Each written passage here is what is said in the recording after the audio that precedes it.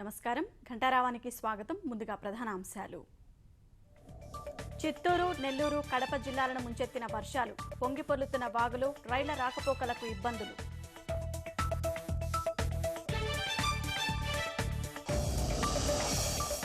వరుస వర్షాలతో కలకలలాడుతున్న జలాశయాలు, కనువిందు చేస్తున్న తిరుమల జలపాతాలు.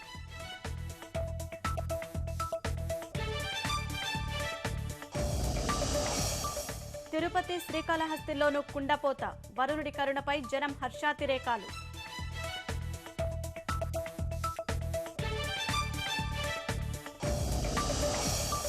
కొనసాగుతున్న రాష్ట్ర మంత్రిమండలి సమావేశం, విశాఖ మెట్రో ప్రాజెక్టు నివేదిక ఆమోదించే అవకాశం.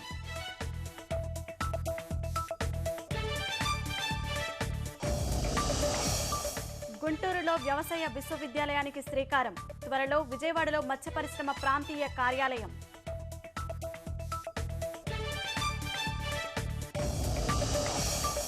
అసహనంపై పరోక్షంగా స్పందించిన రాష్ట్రపతి, చర్చలతోనే అసమ్మతి తెలపాలంటూ సూచన.